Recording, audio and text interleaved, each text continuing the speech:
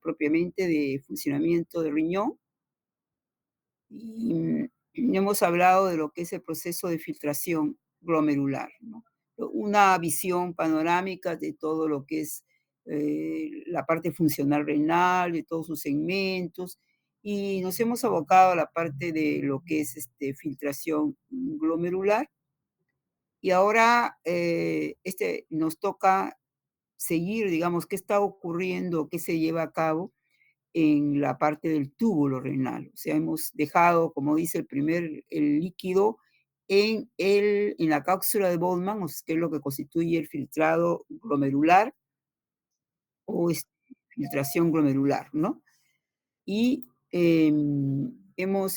ahora vamos a ver qué es lo que sucede sabemos que en el túbulo, hemos dicho, hay procesos de reabsorción y procesos de secreción que van cambiando el líquido, que inicialmente fue un líquido que fue el plasma prácticamente con todos los elementos que son menos las proteínas de alto peso molecular, y todo esto va cambiando a lo largo del túbulo, para al final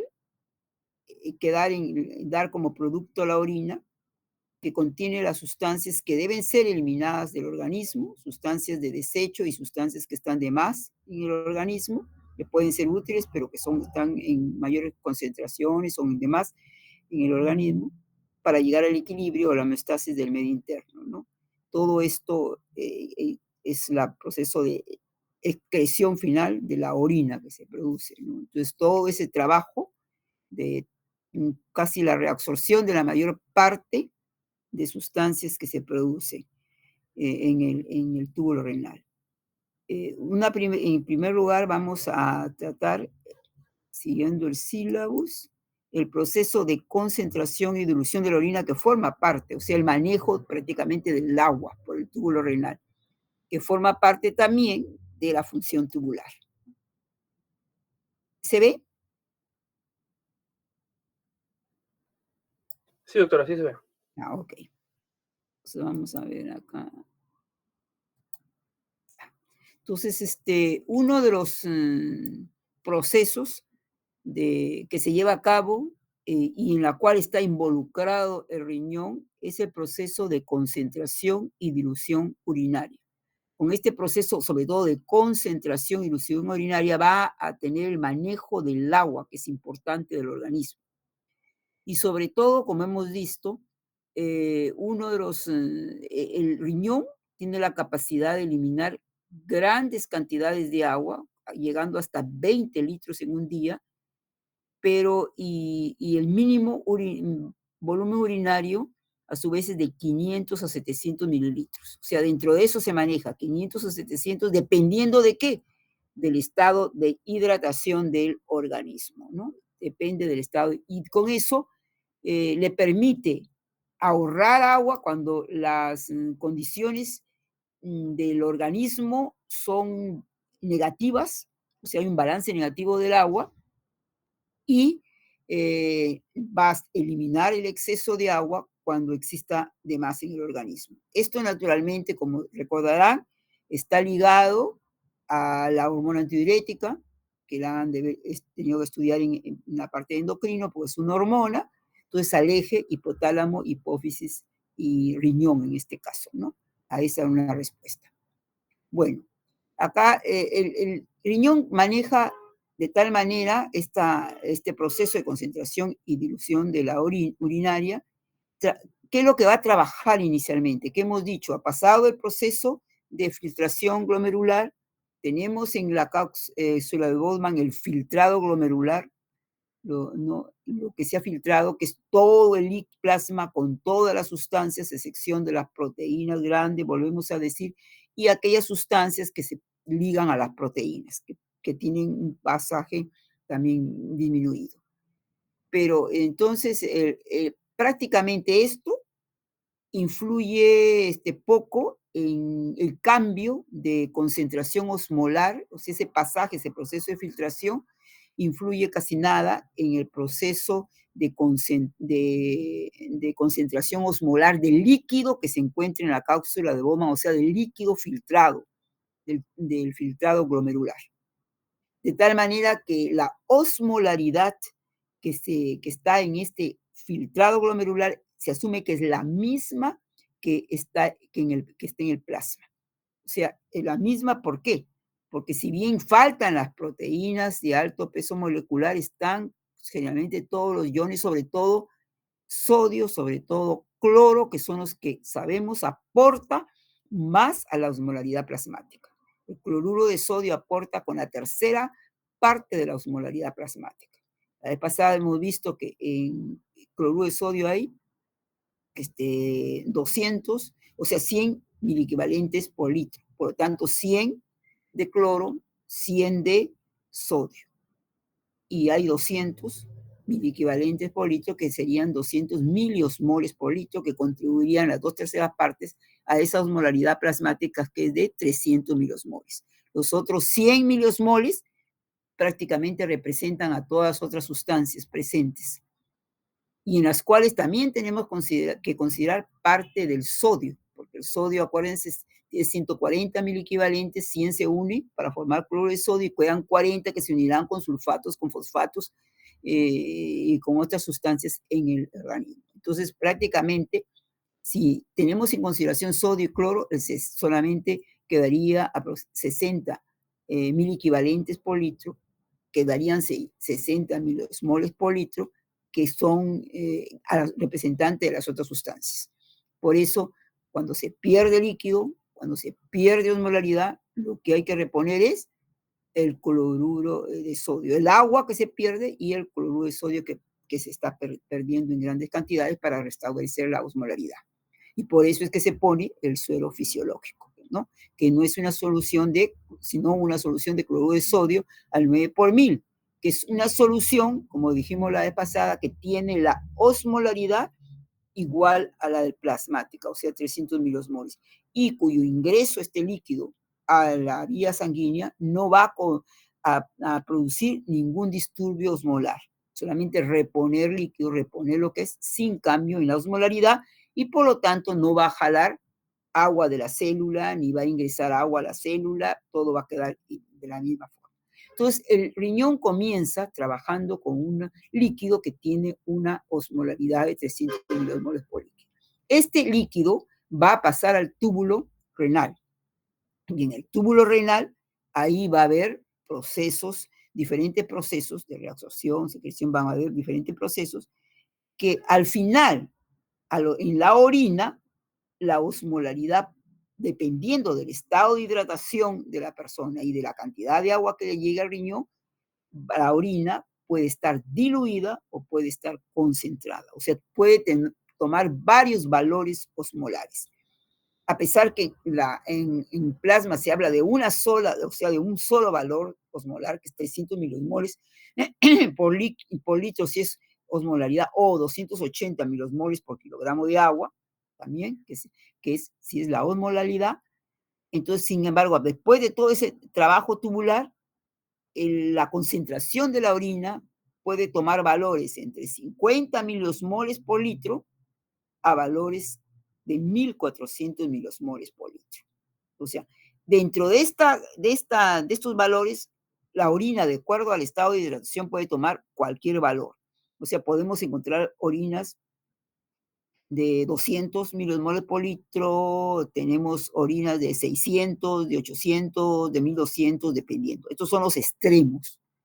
En 50 milimoles será pues una orina que se ha diluido, ¿no? O sea, una orina bien diluida, la máxima dilución que se podría producir, porque es la mínima osmolaridad, 50 mil. Y si nos medimos, si nos medimos con un osmómetro, ¿no? Nos va a dar el número de milosmoles por litro exacto. Pero generalmente, como lo han hecho en su práctica, se mide por la densidad del líquido, ¿no? Y una densidad aproximada, cuando está a este valor, es 1.003, ¿no? Casi. En cambio, si hay un balance negativo en el organismo, entonces se va a concentrar este líquido, se va a concentrar la orina, porque ha habido un ahorro de agua. evitando que se vaya la orina, esto en relación naturalmente con la hormona antidiurética, de tal manera que hay acá, puede llegar hasta el extremo de 1.400 milimoles por litro. No está entre 1.200 a 1.400 milimoles por litro.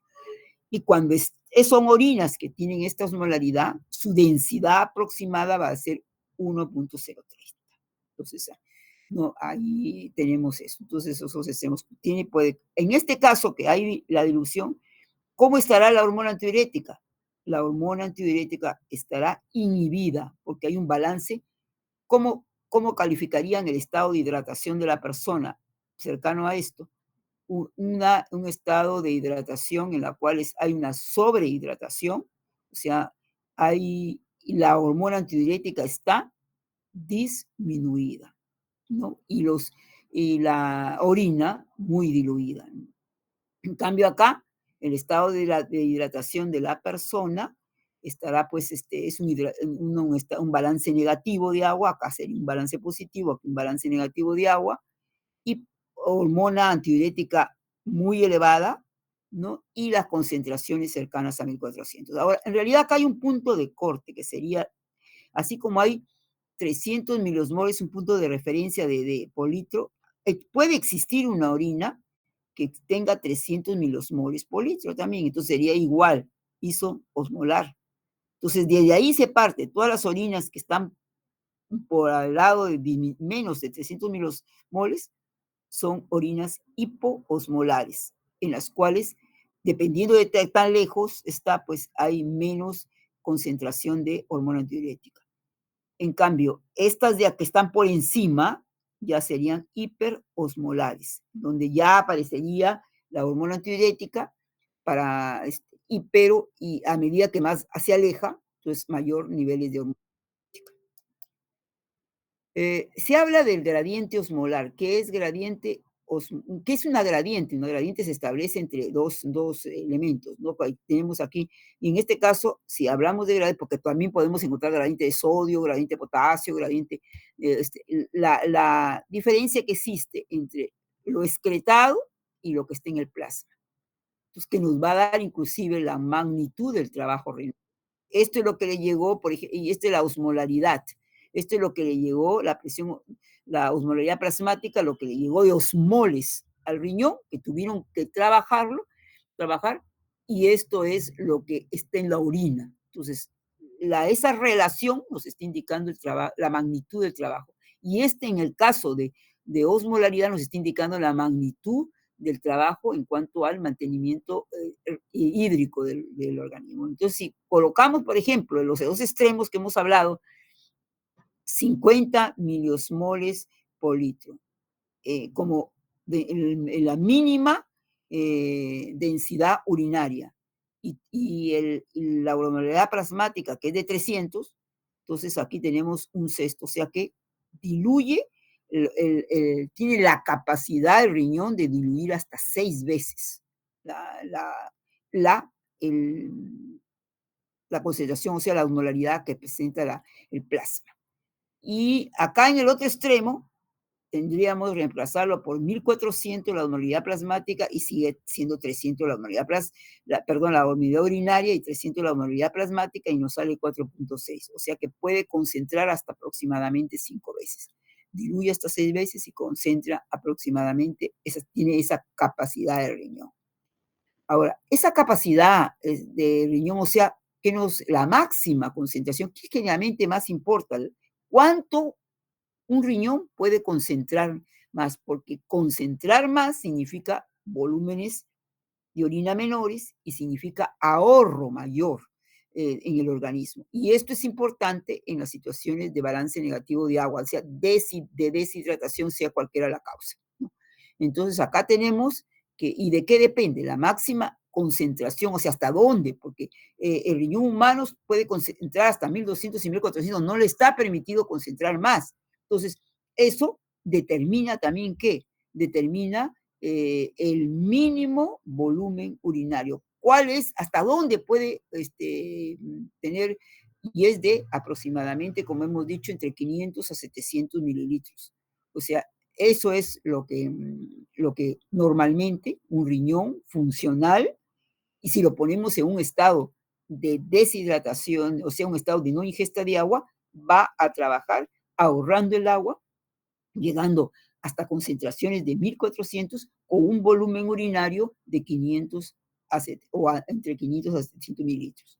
En cambio, si lo ponemos en un balance positivo, le damos una sobrecarga excesiva de agua, vamos a tener el otro extremo que va a tener orinas, pues, en las cuales va, hemos dicho, a dar hasta, puede llegar hasta 50 milosmoles por litro, porque está bien diluida los solutos que se excretan en la orina, y puede llegar, digamos, a estos términos. Digamos, el volumen en ese caso sería un gran volumen que podría llegar hasta, como les dije, 20 litros en un día. O sea, tiene una gran capacidad de eliminar agua, ¿no?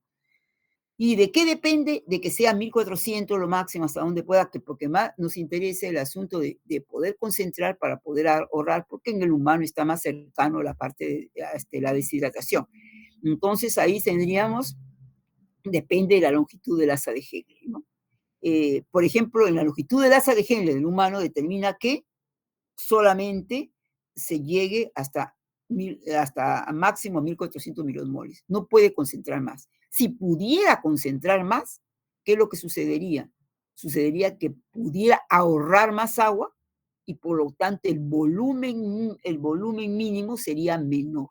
O sea, si no le sería 1400, pongamos 1000, de repente nomás sería el volumen mínimo 100. Entonces, ¿qué significa si el volumen mínimo sea 100? Que puede ahorrar más. ¿Y qué significa que puede ahorrar más agua? Que puede vivir más días sin ingesta de agua. O sea, sus posibilidades de vivir en estado de deshidratación serían más. Pero ya está determinado genéticamente que su asa de Henle es de tal longitud, la máxima, que puede llegar hasta 1400. O sea, esto dice varía en las diferentes, efectivamente, es en el humano. Por ejemplo, podemos ver, cuando comparar, o sea, si hacemos anatomía comparada y fisiología comparada, tendríamos que ver con otras especies animales en las cuales, en diferentes especies, tienen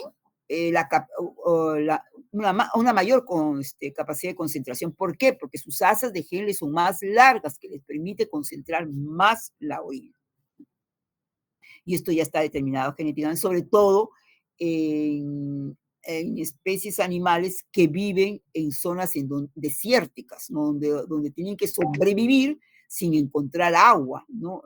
Por días, hasta por semanas. Entonces ellos tienen que tener la capacidad de concentrar, de poder vivir solamente con qué, con esa denominada agua metabólica, ¿no? Acuérdense que en la ingesta de agua tenemos tomamos en el todo líquido, lo que está dentro de los alimentos sólidos, que algunos tienen más y otros menos porcentaje de agua, y además tenemos ahí en la agua metabólica que hablábamos, agua metabólica o de oxidación de los productos, ¿no?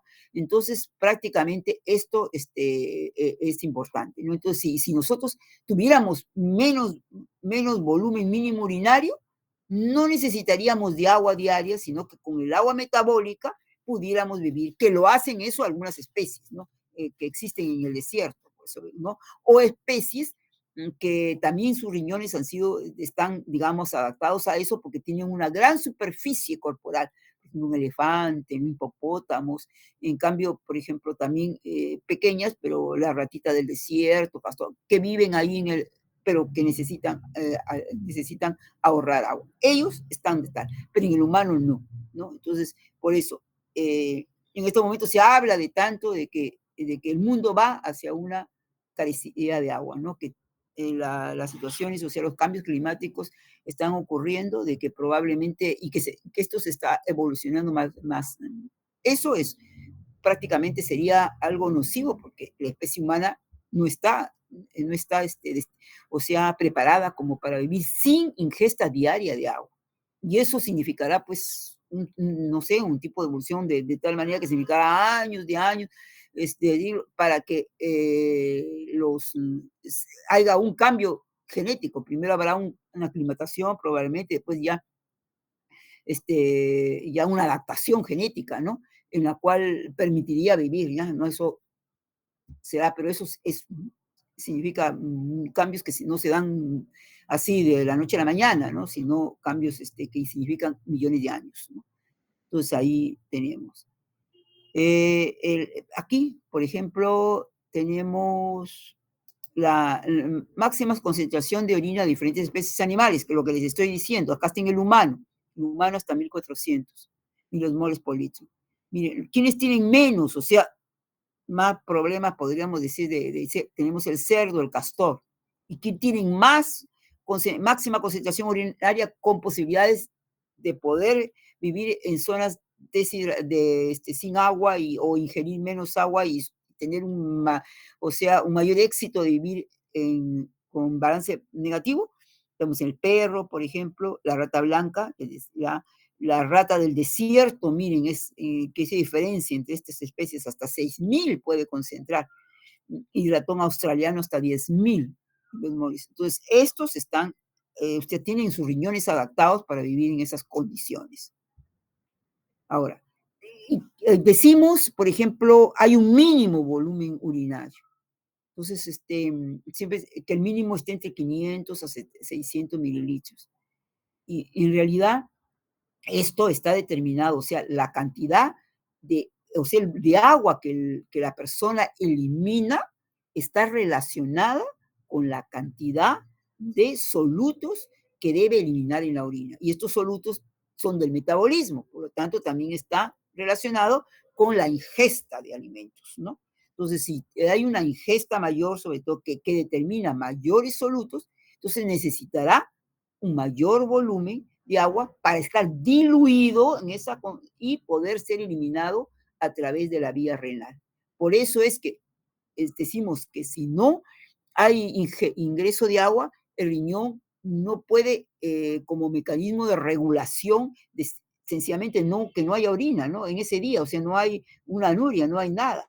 ¿Por qué? Porque hay sustancias del metabolismo que deben ser eliminadas, ¿no? Deben ser eliminadas y necesitan, o sea, hay una relación entre la cantidad de osmoles que debe ser eliminada de sustancias y el volumen urinario. Por eso, esto si es una situación fisiológica que se ha producido, eso va a necesitar o sea, esa relación. Pero cuando hay una falla renal, o sea, el riñón no responde, entonces hay cierto, bueno, en la falla renal se puede dar diferentes formas, hay poliuria, como también anuria, o nada, y en el caso, una menor nomás concentrada. Entonces esto, si bien es un problema más grave, ¿por qué? Porque no va a poder, vamos, no hay volumen urinario, entonces no va a poder eliminar las sustancias del metabolismo que se van a producir y la toxicidad va a ser peor para el organismo, ¿no? Que exista digamos, qué es lo que como parte del mecanismo de falla renal es el médico trata de qué cosa, de que diario por lo menos haya un mínimo volumen de 500 mililitros para que pueda eliminar las sustancias alimenticias ¿no? Y no aumentar esa toxicidad de las sustancias nocivas nitrogenadas que se encuentran en el organismo. Entonces, la cantidad de solutos va a depender de la cantidad de agua. Y de acuerdo a mira, acá existe una fórmula que dice el volumen urinario diario, o sea, ¿el volumen de qué depende? De la concentración que excreta, o sea, y esta concentración de osmoles, o sea, concentración de los moles que excreta como producto del metabolismo. Entonces, si te dan cuenta que sí está relacionada con la ingesta, ¿no? Y sobre la concentración osmolar de la orina, ¿no? Sobre la concentración. Por eso hay en un enfermo oral una restricción perdón, de ingesta, ¿no? Porque no hay un volumen urinario grande que pueda, digamos, como en el caso de un riñón normal, que pueda aumentarse como para eliminar la gran cantidad que se va a producir en el metabolismo. Entonces, eso también, por eso la alimentación y ingesta de alimentos es controlada, ¿no? Entonces, ahí concentración osmolar se excreta por día sobre la concentración osmolar de la orina también, ¿no? Entonces, esa es ¿y qué significa? Esto va a depender de la cantidad de moles y depende del estado de hidratación de la persona. También esto se dará, por ejemplo, en una persona que puede alimentarse con sólidos, pero que haya poca ingesta de líquido, ¿no? Entonces ahí también esta relación se tiene, porque esta relación se supone que debe de haber una concentración osmolar promedio de lo que una persona consume diariamente sin exceso, y también debe haber una concentración de la hormonal de la orina que va a depender de la ingesta también de agua y también promedio, ¿no? Entonces va a dar valores normales. Entonces aquí tenemos ejemplos, por ejemplo, estoy hablando de la redundancia, dieta normal, pongamos una dieta normal, dice, una dieta normal aproximadamente nos da como solutos del metabolismo alrededor de 1.200 milosmoles por día. Entonces, 1.200 milosmoles por día nos da como producto de esa dieta normal, ¿no?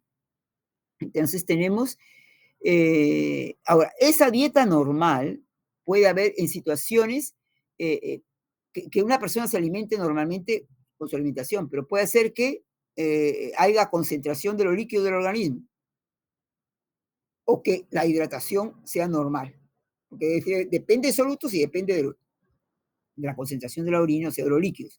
Entonces, puede una persona alimentarse normalmente y por gusto, por ejemplo, que no tome mucho líquido, no tome líquido, que restrinja los líquidos, o se ve obligada a restringir los líquidos, o haya un proceso, pongamos, de concentración, porque está comiendo bien, pero de repente hay un proceso, por ejemplo, de febril, que está deshidratándose, ¿no? Ahí, un proceso diarreico, o sea, entonces hay una eliminación de agua y por lo tanto hay una concentración. Entonces, en una situación, esta significa una situación. Entonces, en ese caso, pero la persona está comiendo bien, entonces resulta que comiendo normalmente, ¿no? Lo que un promedio. Entonces, tenemos ahí 1.200 milosmoles, pero supongamos que hay un proceso de deshidratación grande, pues entonces tenemos que la orina esté en 1.400 milosmoles por litro. Entonces, aquí 1.200 sobre 1.400 me da un volumen aproximadamente de 1 litro por día, ¿no? Que está. Entonces, en esas condiciones, si hay restricción de líquido, y hemos dicho la orina, lo que va, el volumen urinario diario de esa persona va a ser 1 litro aproximadamente. O sea, acuérdense que el volumen normal es 1,5 litros, o sea, como que hay medio litro menos, ¿no? De ahorro. ¿Por qué? Por el asunto de que no hay el volumen necesario, o sea, el volumen, no hay una ingesta porque la persona está en deshidratación. Ahora, si es una situación de hidratación normal, o sea, entonces más o menos también será esa cantidad de 1.200 milimoles por día y la osmolaridad urinaria estará más o menos en medio, o sea, acuérdense que hemos dicho 50 y el otro 1.400, más o menos por ahí está entre 800 milimoles por litro. Y entonces, si hacemos ese cálculo, nos da 1,5 litros por día, que es el volumen normal que les hemos dado. Acuérdense, la vez pasada, cuando veíamos de balance de agua, lo normal es 1,5 litros, ¿no? 1,5 litros. Entonces, si la persona se alimenta, está comiendo normalmente sólido, pero está restringiendo, puede llegar hasta 1 litro como producto de este proceso de ahorro. Pero no va a llegar, digamos, a una situación, hemos dicho, de que disminuye solamente el volumen urinario. Entonces, y este volumen está relacionado por esto, por la cantidad de solutos y la cantidad. Pero esto ha sido con una dieta normal. ¿Qué pasa si hay restricción dietaria? Por ejemplo, una persona se encuentra se varó, pues, se fue de paseo, se quedó sin alimentos, no pudo regresar a alguna vía, en fin, y se encuentra sin agua, se le terminaron los alimentos, ¿no? Y bueno, se da por ahí, está con o tiene pocos alimentos que te va a tener que distribuirlo un poco, ¿no? Y entonces, ¿qué resulta? Que si su fruto se eliminar en una restricción dietaria, entonces ya no va a tener, como no está alimentándose normalmente, no va a eliminar, no va a tener como 1.200 milosmoles de solutos para eliminar en la orina, sino que baja, porque no hay alimento mucho. Entonces, 600 será, pongamos, 600 milosmoles. ¿Ya? Y lógico que como no tiene agua, todo va a estar bien concentrado, entonces será la orina, puede llegar hasta lo máximo. Son los ejemplos que se van hasta los extremos, ¿no? Pero que no necesariamente tiene que llegar, pero para explicar por qué se da ese mínimo volumen urinario. Entonces, en esas condiciones, 600 sobre 1400 nos sale 0.5 litros en un día. Por eso es que es el volumen mínimo. Entonces, nosotros hay una razón de decir de que el riñón tiene que llegar hasta, es un volumen mínimo de 0.5. ¿Por qué? Porque más o menos en ese medio litro necesita para disolver lo que hay de 600 milimoles por día, o sea, lo que es el producto del metabolismo, ¿no? Producto del metabolismo del organismo, porque no tiene mucho, y productos más o menos y si es que tiene que comer, entonces es poco los osmoles que tiene que eliminar. Eso es en el caso extremo. Pues el caso extremo que se produzca, el riñón está eliminando 0.5, solo llega a lo mínimo. Ahora, en las especies animales que pueden concentrar la orina, ¿cuál diferencia? Esto es en el humano, que hemos dicho que tiene 1400, pero hay especies que hemos visto que puede concentrar hasta 6000 milimoles por litro. Entonces el cálculo sería diferente, porque sería, digamos, 600, lo mínimo que necesita de osmoles, más sobre 6000 que podría llegar a la orina. Miren lo que necesitaría, solamente necesitaría, si el humano fuera así, necesitaría 0. O sea, el volumen urinario sería de 100 mililitros. 100 mililitros en lugar de medio litro, 100. Y acuérdense que el agua metabólica nos da 300, 200 a 300. Entonces, por eso es que en este caso no sería necesario ingesta diaria de agua, porque ya el agua metabólica nos estaría supliendo, digamos, la cantidad que nos da, ¿no? Entonces, ese es el que tenemos, ¿ya?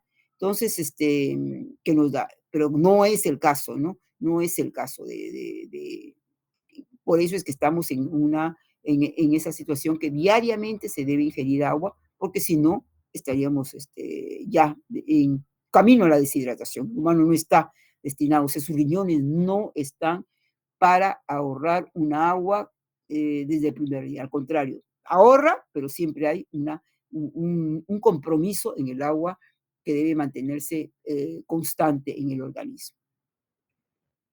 Bueno, ahora, este ahorro de agua lo hace mediante, les hemos dicho, mediante este sistema que es lo que es hipotálamo, hipófisis, riñón, con la producción de hormona antidiurética, ¿no? Ese eje que tenemos, y que ha sido estudiado por ustedes en la parte endocrina. Eso es lo bonito, que casi todo ya lo han revisado.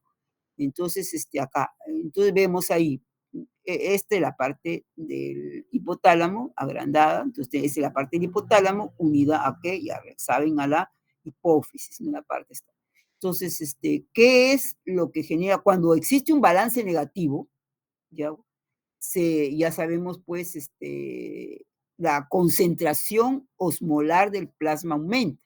Entonces, de 300 milosmoles por litro va a aumentar, va a estar por encima de la osmolaridad. Y esta osmolaridad también compromete acá a la parte de este líquido del hipotálamo que rodea a unas neuronas especializadas que son los osmoreceptores, que conocen ustedes, ¿no? Entonces, que se encuentran en el hipotálamo.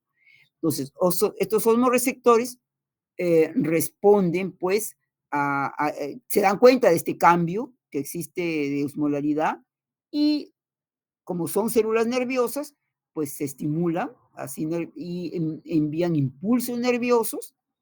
Mediante impulsos nerviosos envían a las células que son productoras de hormona antidiurética, que se encuentran también a nivel hipotalámico, ¿no? Entonces, aquí este nivel hipotalámico, y que son células que tienen axones largos que bajan por todo hasta la hipófisis, el lóbulo posterior de la hipófisis, ¿no? O neurohipófisis. Y ahí es donde van a liberar su producto. Entonces, acá producen la hormona antidiurética, se sintetiza en realidad en el hipotálamo y la libera, o sea, su secreción se produce a nivel del lóbulo posterior de la hipófisis o neurohipófisis, ¿no? Entonces, se estimula, le elimina y se produce la hormona antidiurética que va a salir al torrente circulatorio, que es parte ya del semen interno, va a ir por todos los sitios y se va a ligar. Habrá por ahí, de repente, hay algunos tejidos que tienen alguna algunos receptores para la hormona antidiurética. Pero ¿quién es el receptor que tiene más que fundamentalmente responde a la hormona antidiurética porque tiene los receptores, todo? Pues es el riñón. Y cuando hablamos de riñón, como hemos dicho, hablamos de la fisiología del nefrón y los receptores de hormona antidiurética están en el final del túbulo distal y en todo el túbulo colector, ¿no? Casi al final. Entonces ahí es donde van a actuar. Por eso dijimos la vez pasada que los segmentos de regulación, o sea, la función que tiene el riñón con respecto a regular el medio interno es una función que está casi en la parte eh, posterior, o sea, en la lejana, al final de la nefrona, ¿no? Hacia la parte, no acá. No, acá hay reabsorción de agua, como vamos a ver, reabsorción de agua se va a producir, pero no ligada a la hormona antidiurética. Acá y también a través de acuaporinas, pero otras acuaporinas, no las acuaporinas 2, que es la que está relacionada que responde a la hormona antidiurética. Entonces, este proceso de regulación se realiza acá, ¿no? En las partes ya distales finales del nefrón. Entonces, aquí fundamentalmente, antes de entrar, existen receptores en el túbulo distal, antes de entrar hacia lo que es el túbulo colector, que su función es concentrar el líquido y de nuevo llevarlo a la osmolaridad plasmática, porque acá hay una osmolaridad menor que ingresa, y luego seguir ya en el túbulo colector, hacia la orina, ¿no? Y ahí en este proceso se va a producir la hormona antidiurética que va a reabsorber esta sustancia, el agua hacia el intersticio y luego irá hacia los vasos sanguíneos retornando a la sangre. Entonces, este es el clásico, o sea, esquema que ustedes conocen. Ahora, entonces, de que la hormona antidiurética llega acá. Ahora, el riñón tiene que estar también preparado, o sea, preparado para que al actuar y venir la hormona antidiurética y se una al receptor, produzca cambios en la célula, las células del túbulo, que son determinadas por o sea, por la producción de esta acuaporina 2 que se coloque como en la membrana del túbulo para permitir a través de su canal, a través de esta proteína, salir el agua hacia el intersticio, necesita que el riñón a su vez esté preparado. O sea, esta parte la vamos a ver. ¿Qué necesita que en el riñón se produzca para que haya reabsorción de agua? Y está relacionado con algo que ya les había dicho anteriormente cuando vimos generalmente lo que es el esquema funcional del riñón. Les mencioné varias cosas y decíamos esto relacionado con la reabsorción de agua, que la vamos a ver posteriormente, que se quedó ahí. ¿Y qué es lo importante para que se produzca la reabsorción? Que a nivel de la médula, o sea, porque aquí a nivel de la médula, y la médula, acuérdense que esto sería corteza y la médula sería el asa de Henle y el túbulo distal medular, a nivel de la médula, exista lo que se conoce con el nombre de una gradiente osmolar. Es decir, en la corteza, acuérdense que les decía yo, la osmolaridad del líquido intersticial, o sea, el líquido que rodea a los nefrones, al nefrón, es un líquido que es isoosmolar, o sea, que tiene la osmolaridad del plasma. Todo el líquido, en toda la corteza es 300 miliosmoles por litro. En cambio, en la médula existe la gradiente osmolar, es decir, parte desde 300 cuando está el inicio, o sea, el contacto casi con la corteza, y a medida que se va profundizando en la médula externa, la médula media, hasta la parte interna, va aumentando.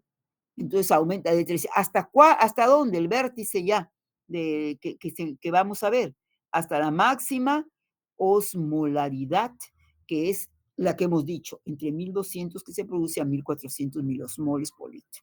Entonces, lo máximo 1400. Hasta ahí lo máximo que puede llegar. Entonces, eso es importante. O sea, lo importante es que alrededor del túbulo colector exista una gradiente osmolar. Si no existe esta gradiente osmolar de 300 hasta 1400, no se va a producir la reabsorción de agua.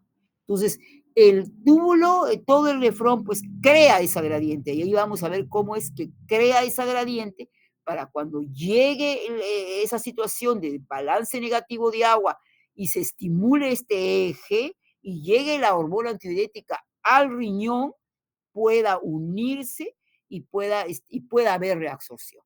Porque si no, la hormona antidiurética se va a unir, va a haber activación de, de estas proteínas, las jacoporinas 2 se van a colocar, pero no va a haber reabsorción. Y vamos a ver por qué, ¿no? Posteriormente. Entonces ahí tenemos.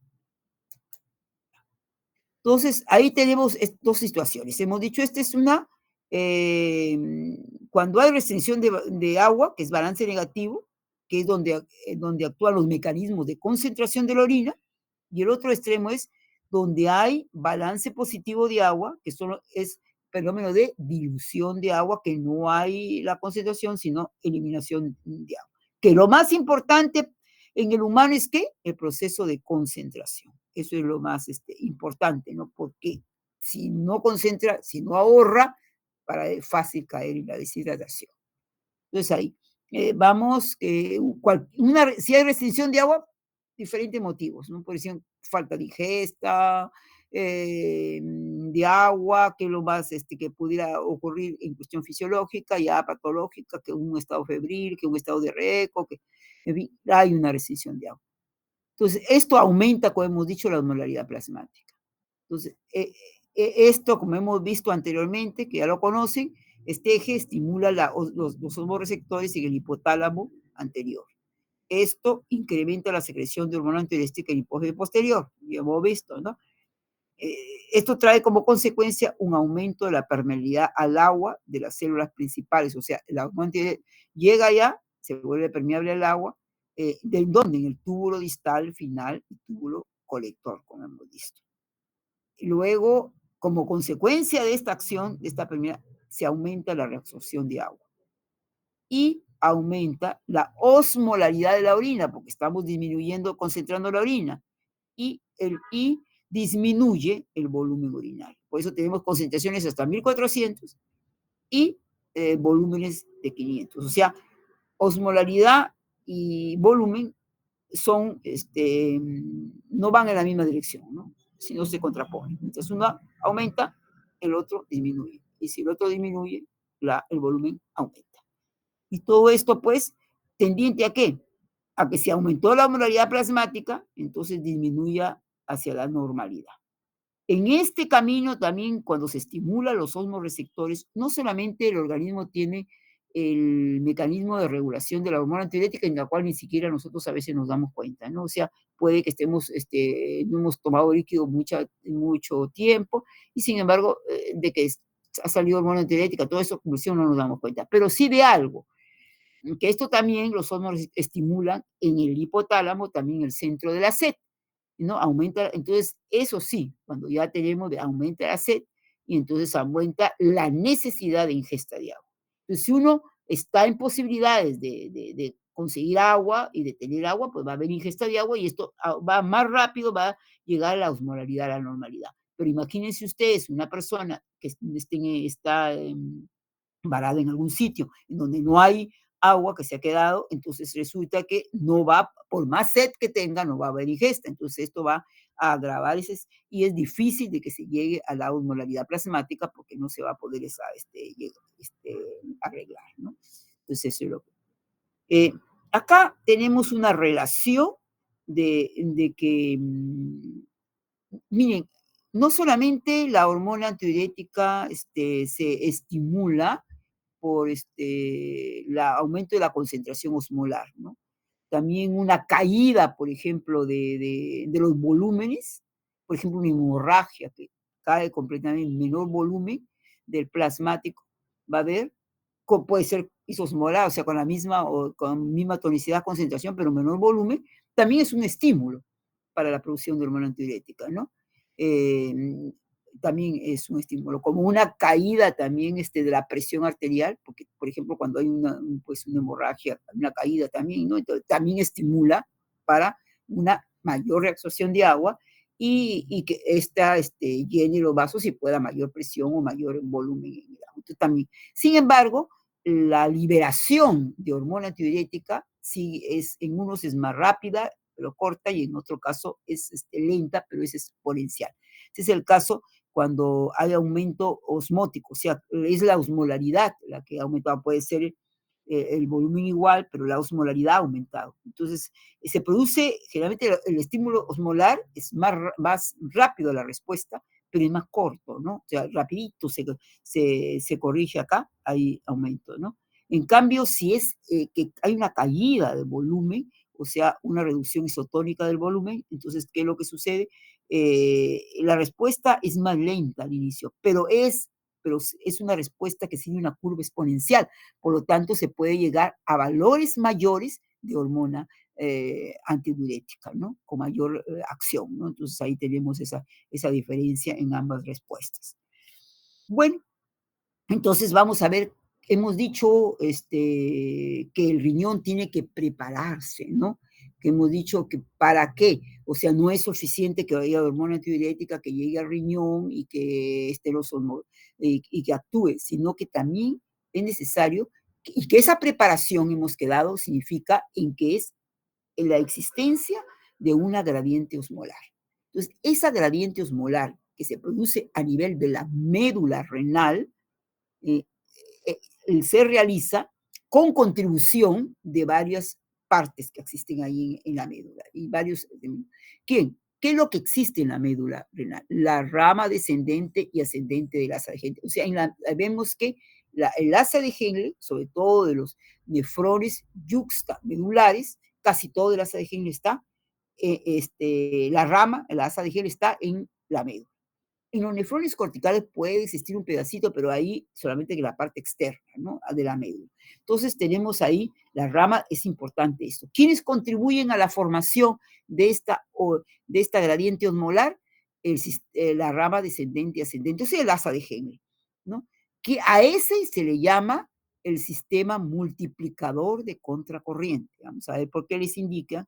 Y en realidad el asa de Henle es el que crea la gradiente dentro del túbulo, o sea, dentro del asa. O sea, vamos a ver por mecanismos de transporte de solutos y agua a través de su membrana, va a crear una gradiente dentro del túbulo, dentro del asa. O sea, del túbulo proximal entrelaza en la rama descendente. Entonces, a medida que desciende el líquido dentro del asa, vamos a encontrar dentro de esa rama del asa de Henle, vamos a encontrar que el líquido va a ir concentrándose. Por eso es que se dice que ¿quién origina? La gradiente que le origina dentro, pero acuérdense que nosotros queremos en el intersticio. Entonces tenemos ahí la rama, ¿qué otra contribuye? La rama descendente y ascendente de los vasos rectos. Acuérdense que hemos dicho que en la médula existen los vasos rectos, que son vasos distribuidos, sanguíneos distribuidos en forma de U, paralelos al asa de Henle, que son diferente distribución que en la corteza. Entonces, estos vasos no crean gradiente, solo mantienen esa gradiente que va a ser creada en el intersticio. Por eso se llaman sistemas intercambiador, solo intercambia de contracorriente las sustancias. No va a haber ni reabsorción ni secreción de sustancias, nada, nomás intercambia agua y termina absoluto, como lo vamos a ver más adelante, ¿no? Entonces mantienen. Y esa disposición de vasos le permite hacer ese intercambio y le permite que la circulación en la sangre sea más lenta y pueda mantener la gradiente que hemos dicho que es el importante en el intersticio. Entonces, el otro elemento es importantísimo, es el intersticio medular, o sea, lo que rodea al asa de Henle, lo que rodea a los vasos rectos, lo que rodea al túbulo colector donde va a actuar la hormona antidiurética. Y ahí es donde tiene que estar la gradiente osmolar. Ahora, ¿por qué se forma la gradiente osmolar? Si dentro del asa de Henle se ha creado la gradiente, va a haber fuera, la que va a obligar a que se forme afuera también, porque es a través de una membrana, acuérdense, si hay una concentración osmolar en un lado, en el equilibrio va a obligar también a que en el otro lado, a ese mismo nivel, se forme igual igual osmolaridad. Entonces, ¿quién crea? La crea el asa de Henle, creando dentro de su líquido, de su túbulo, la gradiente. Entonces, crea también él en el intersticio. Y a este, el gradiente osmolar de la... Y este es importante para que a nivel del túbulo colector se concentre. Fíjate. Si él llega a la hormona antidiurética, encuentra esa gradiente osmolar que existe todo, entonces puede haber reabsorción. Y vamos a ver. Entonces ya, esos son los elementos comprometidos. Bueno, miren, en el túbulo renal, en el asa de Henle, ocurre un fenómeno que en aquellos momentos que se estudiaba hace muchos años, los nefrólogos que estudiaban los mecanismos de que se producían a nivel renal, había en ese momento también un modelo de la física que se llamaba multiplicador de contracorriente, ¿no? Y ellos vieron mucha semejanza del modelo que ocurría en este modelo multiplicador de contracorriente de lo que ocurría en el asa de Henle. Por eso es que en el asa de Henle se denomina también el fenómeno de multiplicador de contracorriente similar a esto. Y modelo se basa en que aquí existe una membrana y es un modelo pues de estudio, ¿no? Que la característica de la membrana es una característica de una membrana semipermeable, es decir, que deja pasar una sustancia y otras sustancias no. O sea, y en el asa de Henle vamos a encontrar que efectivamente, que cuando hablamos también la vez pasada, en el modelo general que hicimos, el asa de Henle estaba constituido por una rama descendente y una rama ascendente, con funciones diferentes. Entonces tenemos que la rama descendente, acuérdense que les decía que no reabsorbía solutos, es decir, que no salían solutos del interior hacia el intersticio. ¿Por qué? Porque la membrana no le permitía, o sea, es característica de la membrana. No salen solutos. Pero lo único que sale es agua. Entonces no salen solutos, sale agua. Por eso es que entendemos que se concentra el líquido. O sea, de que el líquido que entra del túbulo proximal y va bajando por la rama descendente, por consecuencia de la característica de la membrana, va perdiendo agua, pero no solutos. O sea, esa membrana es permeable al agua, pero es impermeable a los solutos, no pueden salir. Y eso hace que si nosotros quitamos agua y mantenemos los solutos, se va concentrando. ¿De acuerdo? Luego, cuando da la vuelta hacia la rama gruesa del asa de Henle, ¿qué sucede? Sucede que todo lo contrario, les decía. Por causa de la membrana, que tiene esa característica de la membrana, esta membrana permite salir solutos, pero no permite salir agua. Entonces, si sacamos solutos y no agua, entonces ahí vamos diluyendo, ¿no? Porque, diluyendo, sacamos solutos, entonces esa es la dilución que se produce. Y esta dilución va paralela también al intersticio, y entonces esto es lo que crea la gradiente. Entonces, igual, eso que estamos diciéndole, vamos a ver que se produce en este fenómeno. Por eso le he denominado multiplicador de contracorriente.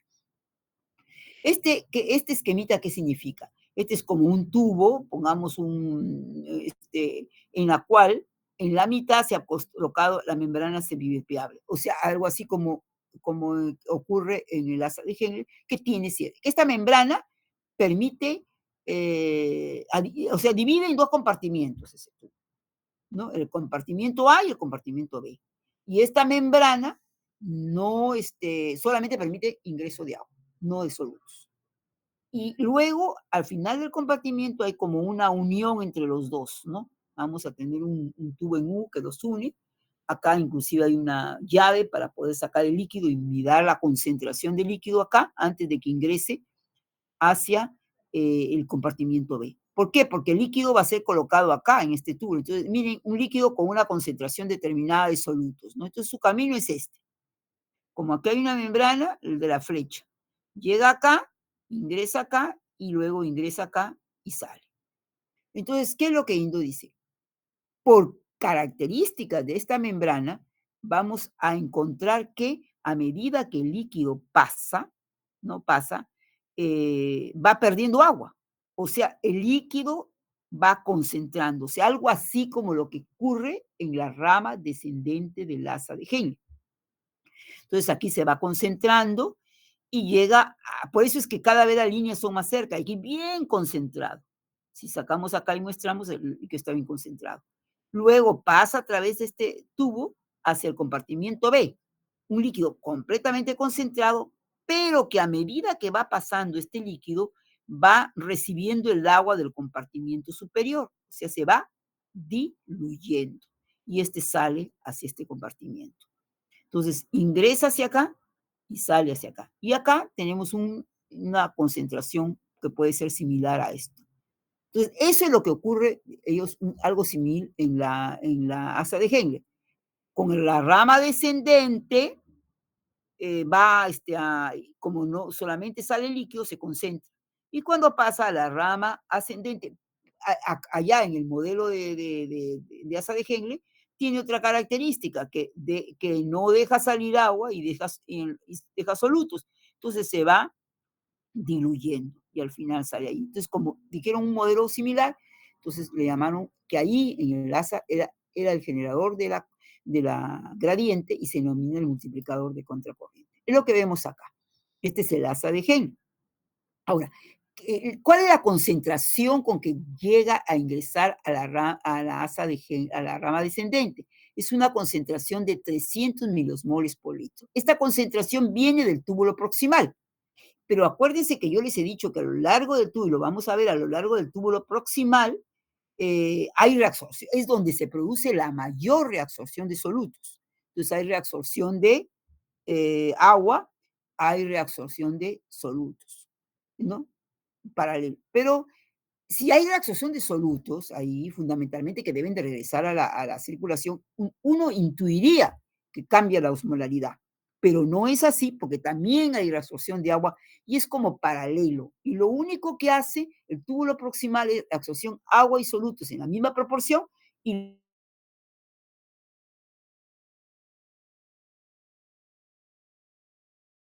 o sea, a lo largo del túbulo proximal, el líquido es isoosmolar, misma osmolaridad del plasma. Por eso es que ingresa un líquido de 300.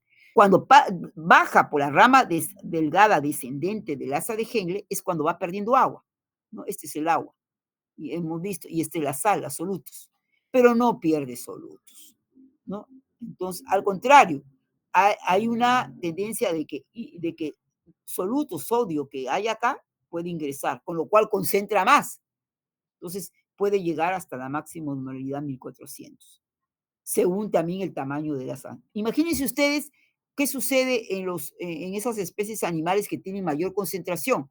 Genéticamente sus asas de Henle son más largas. Entonces, si este fuera más larga, le diera la posibilidad de seguir concentrando más y llegar a una mayor concentración, que no es el caso. Entonces, en este caso, voltea, pero la rama esta ya cambió de la gruesa, ya cambió. Entonces comienza la rama ascendente a sacar solutos, o sea, sodio, potasio, cloro fundamentalmente, porque acá vamos a encontrar que hay un transportador de sodio, potasio y cloro fundamentalmente, y que saca un sodio, un potasio y un cloro, y luego, digamos, va sacando solutos, pero sin sacar agua. Entonces, que a uno no le saca los solutos y se va diluyendo. Por eso es que comienza a diluir. Inclusive se diluye menos concentración de lo que entró, hasta 100 milosmoles. Y es así como va a entrar al túbulo colector, 100 milosmoles por litro, menos osmolaridad. Entonces, pero ¿qué es lo que sucede? Esto va sucediendo en el tiempo y ustedes saben que en el equilibrio, la naturaleza, o sea, el control es de que a través de una membrana, después de un tiempo se mantiene, las fuerzas líquidas se mantienen, siguen la presión, siguen la presión osmótica, siguen las corrientes osmóticas y se va a generar una igualdad de osmolaridad entre afuera, en el mismo momento, y dentro de esa membrana, ambos lados de la membrana. Entonces, por eso aquí este es el que crea, pero esto es lo que obliga, este es lo importante, bien, este es importante, la gradiente que se establece en el intersticio, que en este momento está rodeando al asa de Henle, pero que rodea también ese líquido al túbulo colector donde va a actuar. Entonces tenemos acá 400, 600, 800, mínimo 1200. ¿Vieron? Hasta acá, y acá a esta altura pues será 1400, ¿no? Entonces, porque aquí es 600, aquí debe ser 800, aquí debe ser 1000, ¿no? Que corresponde. Entonces, ese es el multiplicador, el que crea la gradiente. Ya, bueno, en la rama ascendente gruesa, este es lo que decía yo, porque en la rama descendente no hay que mostrar nada, porque solamente se reabsorbe agua. Pero acá existe este transportador que va a usted va a transportar dos cloros, un sodio y un potasio, o sea, eléctricamente neutro, porque está dos cargas negativas y dos cargas positivas. Entonces va desde la lumen, aquí donde se forma la orina, están los transportadores hacia la parte luminal y le ingresan acá, y luego después el sodio va a salir por la bomba de sodio-potasio. ¿Dónde están localizadas las bombas de sodio-potasio? Estratégicamente las bombas de sodio-potasio están localizadas en la membrana basal, no están en la membrana luminal, ¿no? Entonces, y cuando veamos la razón, digamos. Entonces tenemos acá que el sodio sale por la bomba de sodio-potasio. El potasio que ha ingresado no puede salir por la bomba de sodio-potasio porque la bomba de sodio-potasio es una bomba que ingresa potasio. Entonces va a tener que salir, si sale, a través de los canales de potasio que existen en esta membrana vasolateral y también el cloro por los canales de cloro. Y existe una otra situación de potasio, es salir, que acá también en la parte luminal, o sea, ingresa potasio, pero puede regresar de nuevo potasio a la luz tubular, ¿no? El sodio sí se reabsorbe. Entonces, este es un diurético muy usado. Bueno, acá ya se me mente que furosemida, que lo que hace es, o sea, bloquear esta bomba, ¿no? Bloquear esta reabsorción, ¿no? Entonces, cuando se quiere un diurético, se bloquea la reabsorción, se bloquea la reabsorción de sodio. Lógico también la reabsorción de potasio, y entonces, y la de cloro. Entonces, ¿qué sabemos? Si sodio no puede ingresar porque queda acá, a sodio es una partícula que es muy hidrostática, entonces jala agua y entonces va a eliminar, eso se va hacia la orina y va a eliminar mayores cantidades de agua. Cuando se necesita un diurético, entonces es uno de los diuréticos que hay uno, que en este caso es un diurético de asa que va a actuar a este nivel, a nivel de la asa, ¿no? Y que va a actuar de esa forma, ¿no? Entonces también, pero miren, por ejemplo, este diurético tiene la esa de que si bien elimina agua, elimina sodio, también elimina potasio, o sea, son depredadores de potasio. Por eso hay que tener, en estos huesos, las personas sometidas a esa tienen que cuidarse también por la disminución de potasio, que puede afectar también, ¿no? Su comportamiento y los efectos fisiológicos que puedan dar el potasio, tanto en la contracción muscular y sobre todo en el músculo cardíaco, porque afecta ahí. Ok. Entonces acá eso es lo que hay en la rama ascendente gruesa. ¿Qué otro está comprometido? Los vasos rectos. Entonces, estos son los vasos, es un vaso recto, no es un asa de Henle, en la cual no hay, lo único que hace es que acá sale agua, ingresa agua a la otra rama, o sea, intercambia, ¿no? Sale soluto, sodio prolongadamente, ingresa acá y ahí hay un reciclaje nomás, para mantener la gradiente también, ¿no? Mantenerla y no romperla. Y su distribución da también una distribución en el cual disminuye, ¿no? La rapidez con que circula la sangre y permite pues también mantener esa constante, que no es lo que hay en el túbulo proximal, ¿no? Que hay una mayor circulación de la sangre. Acá tenemos los dos, es un esquema, un vaso sanguíneo y laza de Henle. Igualito, 300, 400, vieron acá, y acá va perdiendo. Y miren, mucho es lo que se dice, los solutos que están acá, muchos ingresan el sodio acá, incrementando todavía más y poder llegar a una máxima osmolaridad. Y aquí nomás es un intercambio, ¿no? Un intercambio acá. Agua sale y hay solutos y ahí solutos se intercambian, no hay ni reabsorción ni de nada, solamente un intercambio para poder mantener esa gradiente. Por eso se denomina el que mantiene la gradiente. Y acá ya vamos a la otra parte. Hemos visto que ha creado la gradiente, el asa de Henle. Y lo que decíamos, importante es que exista esta gradiente cuando viene la hormona diurética y este es el túbulo distal y el túbulo colector. Miren, ¿se acuerdan que decía que salía del asa de Henle un líquido mucho menor que de osmolaridad, que llegaba a 100? Efectivamente, aquí llega a 100 miliosmoles, pero acá, inclusive en la porción del túbulo distal hay reabsorción de sodio, porque acuérdense que esta reabsorción de sodio está ligado al mantenimiento de la homeostasis del sodio del medio interno, porque aquí actúa una hormona que es la aldosterona, recordarán de endocrino, ¿no? La aldosterona, ¿dónde actúa acá?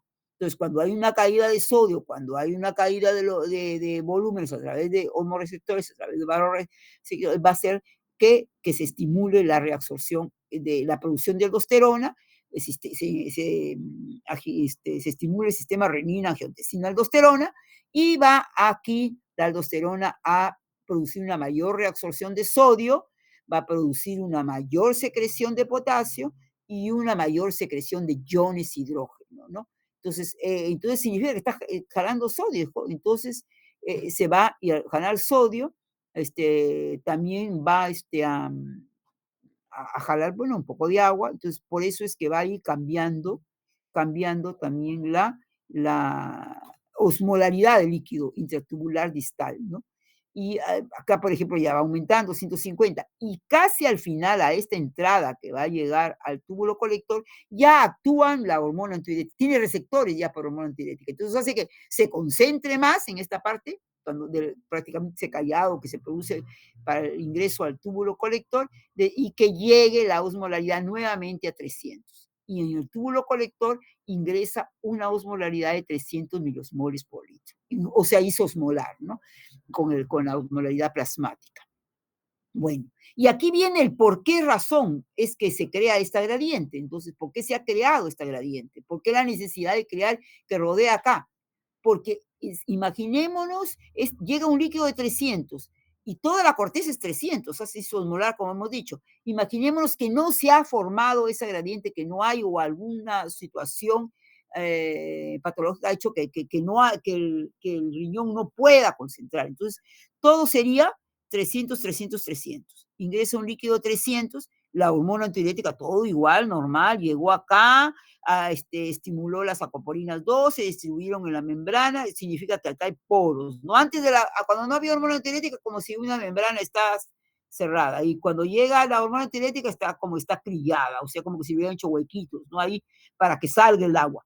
Entonces, pero va a salir, sí, va a salir, pero así como sale, si es que todo fuera 300, así como sale por la sacopolina agua al intersticio, también ingresa agua al interior. Y de la misma magnitud, porque hay un equilibrio. O sea, 300, 300, 300. Entonces no habría arrastre de agua. El riñón no, o sea, no formaría ese arrastre que necesita cuando hay un estado de deshidratación. Entonces, a través de ese va a ser salida de agua y agua. O sea, el flujo de agua del interior del túbulo colector hacia el intersticio es igual al flujo de agua del intersticio hacia el túbulo. No hay arrastre, son iguales. Entonces, ¿qué se necesita para que haya arrastre? Una fuerza osmótica que lo jale en el intersticio. O sea, necesitamos que en el intersticio haya una gradiente osmolar, o sea, que cuando se iguale haya algo más concentrado que lo jale y lo va jalando y lo va jalando, y entonces el líquido se va concentrando. Entonces, eso es lo que se necesita, ¿no? Entonces, y que haya esa agua producto de la concentración, pase al intersticio y pase al organismo, tratando de arreglar ese balance negativo que existe. Entonces, aquí, por ejemplo, 300, aquí no está figurado lo de 300, pero llega acá, ahí es igual, no haría nada, pero como acá hay 500, lo jala, se iguala a 500, como acá hay 600, lo jala, igual, como acá hay 800, ya se equilibra 800, pero acá hay 900, jala y así va, y 1100, y este equilibrio llega a 1300, va jalando agua. ¿Hasta dónde?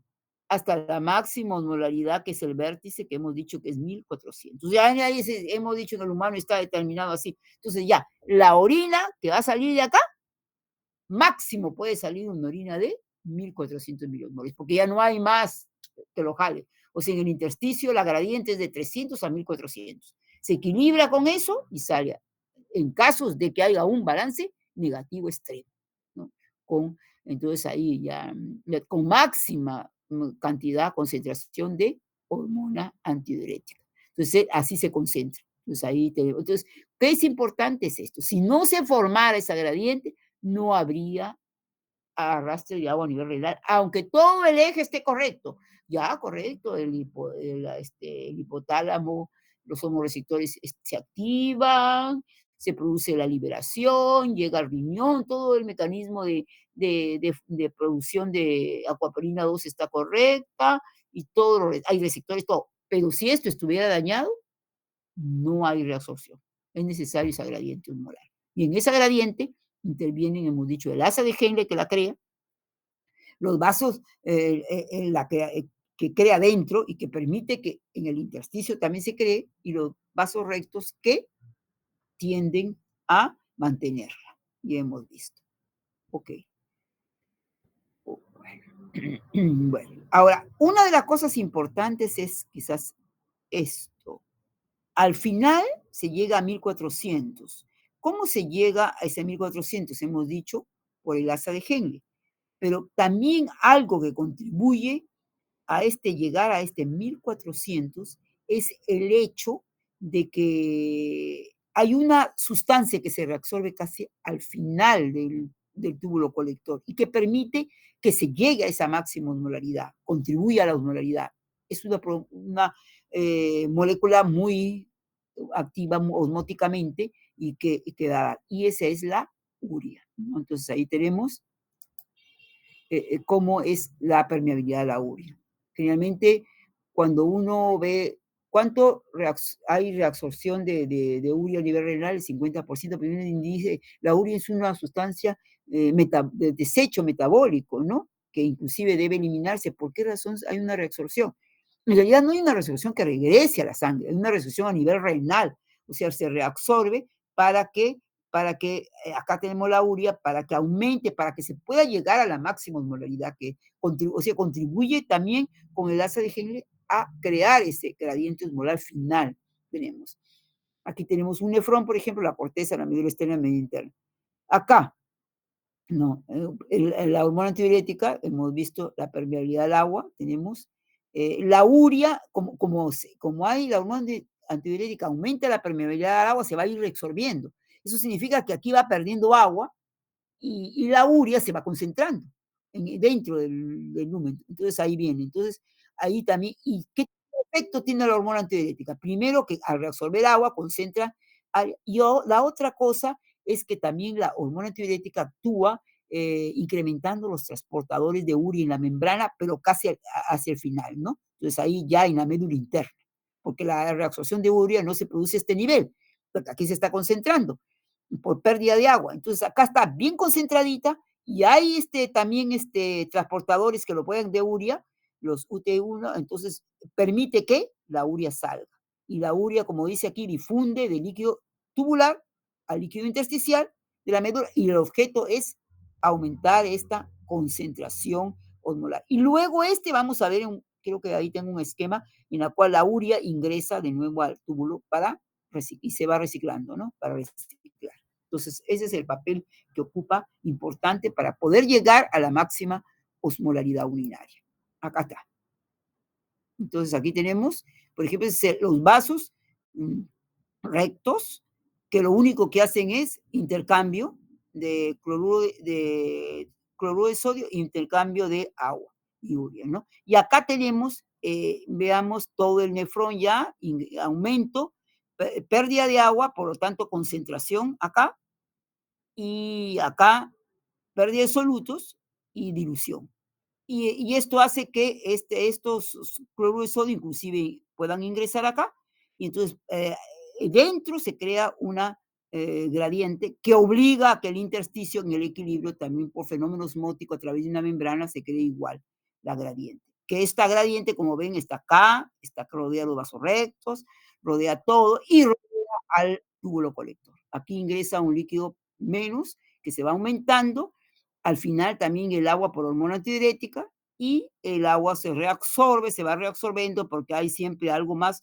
Y esta urea que se reabsorbe ya en la médula interna, porque como sabemos, la hormona antidiurética tiene eso. O sea, no solamente reabsorbe agua, tiene también un efecto por la reabsorción de agua en concentrar la urea y en la producción de los receptores, o sea, los transportadores de urea aquí a al final. Y también tiene un efecto en el asa de Henle. Acuérdense de ese transportador de cloro que veíamos aquí, que reabsorbía cloro, dos cloros, sodio y potasio. Estimula también, ya estimula. Entonces, también la reabsorción, ¿no? Entonces ahí tenemos en eso, aquí.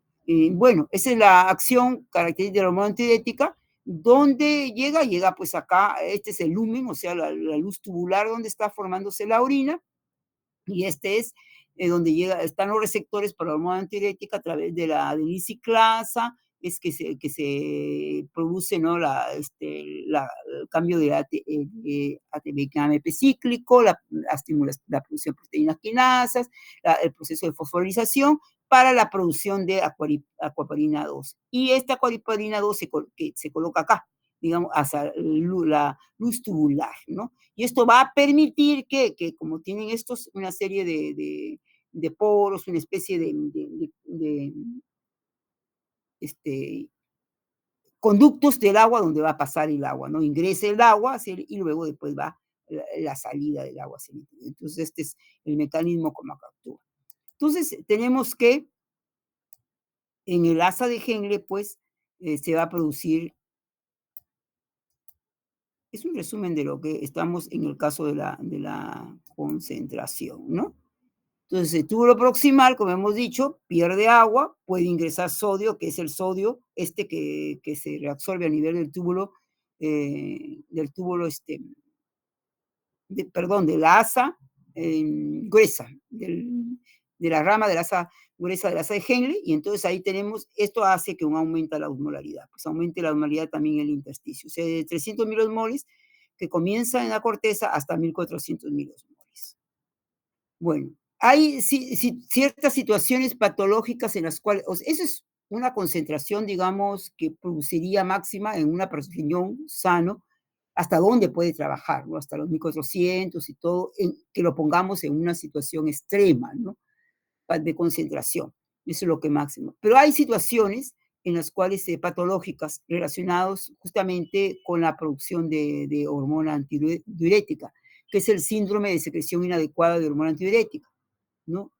O sea, se produce mucha hormona antidiurética en pacientes que no responden, digamos, y que lo que como se produce va siempre a estar reabsorbiendo más, o sea, concentrando sin necesidad muchas veces, ¿no? Entonces, puede ser por una secreción excesiva por la hipófisis posterior, ¿no? Entonces, en la hipófisis hemos dicho que la que produce hormona antidiurética puede haber muchas veces en intervenciones quirúrgicas que se producen en el cerebro, se lesiona esa parte y entonces se lesiona y esto es lo que hace que haya secreción o tumores secretores de hormona antidiurética, entonces se produce.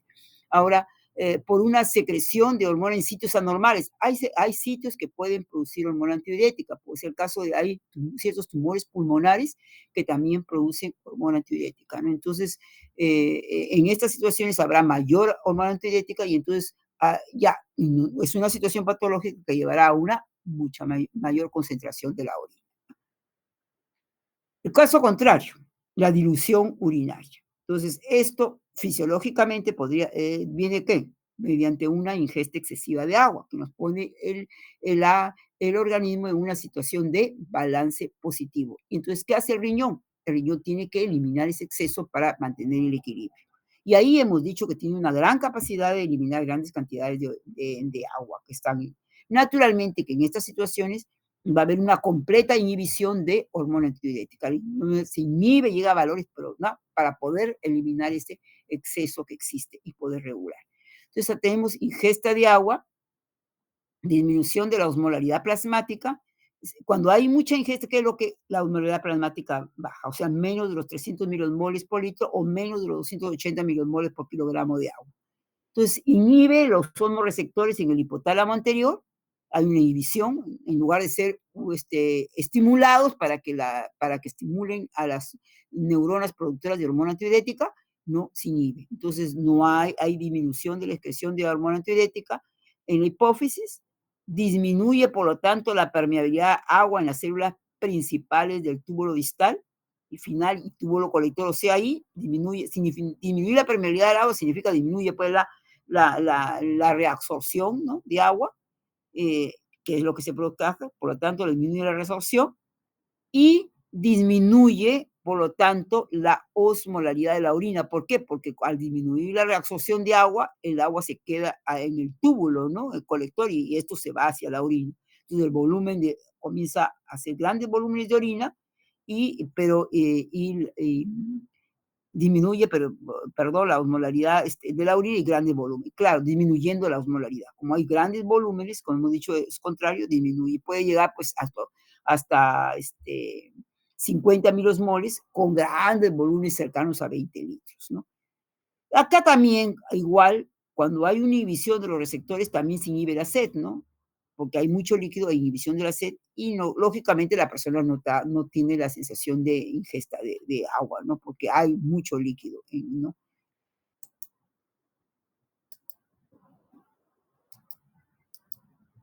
Ya.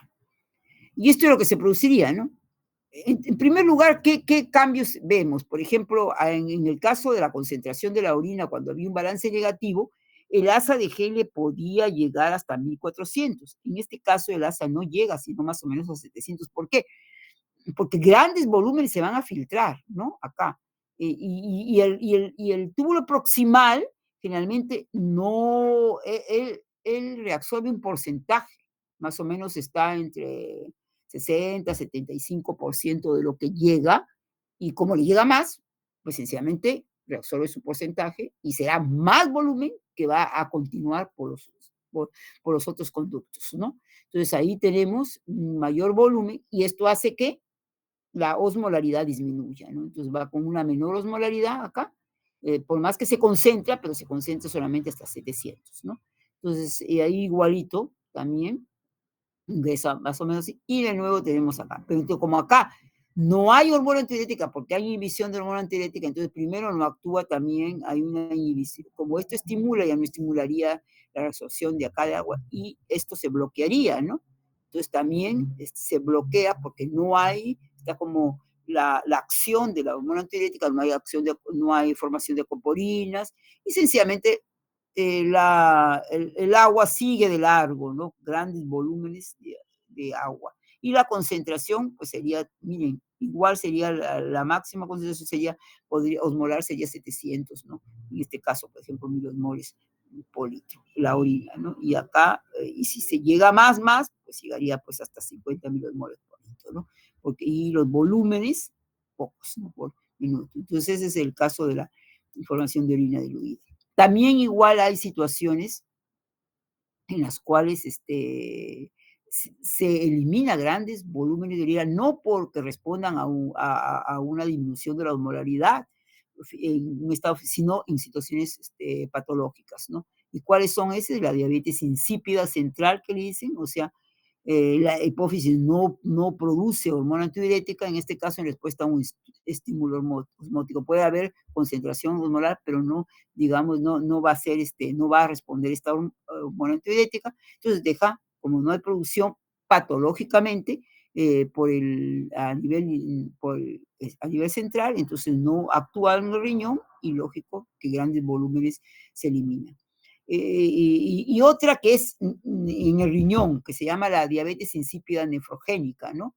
Que es un defecto, o sea, hay hormona antidiurética, la parte, o sea, todo normal, pero cuando llega al riñón hay un defecto no responde a la hormona. Sé que hemos visto que pueden haber muchas cosas, puede que no haya receptores para la hormona antidiurética, que son proteínas que generalmente se están produciendo y de repente no hay, o puede hacer algún mecanismo en su formación de las acuaporinas, ¿no? También, ¿no? Entonces hay varios pasos que ahí puedan verse afectados y entonces hacen que no haya respuesta renal. O sea, los niveles de hormona antidiurética están bien, pero no hay, inclusive digamos, a veces son estímulos, ¿no? Para que haya mayor hormona antidiurética, pero no reacciona porque el riñón es el que no responde.